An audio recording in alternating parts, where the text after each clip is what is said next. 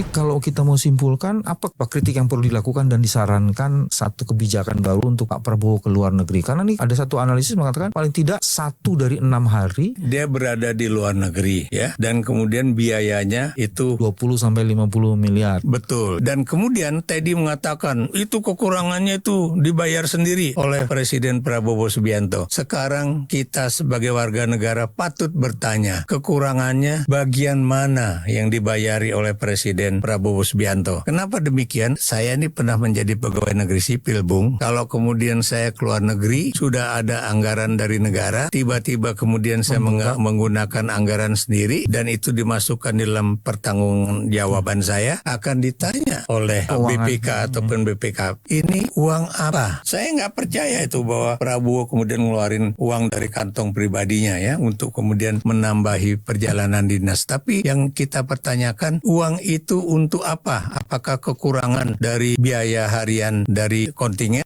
Fine, tapi kalau kemudian katanya itu biayanya dari kantong pribadi Presiden Prabowo, itu wajib hukumnya baik BPK, Inspektorat di kantor Sekretariat Presiden itu harus mengecek itu uang itu benar nggak dikeluarkan oleh Presiden Prabowo dan untuk apa? Karena kita ini bernegara, Bung. Ini bukan kemudian jalan-jalan sendiri kemudian seenak-enaknya aja pakai uang negara. Dan kenapa juga Dino itu sampai ngomong soal itu? Karena Anda tahu, Bung ya, di satu sisi kita lagi nggak punya duit. Devisa negara kita itu lagi benar-benar turun.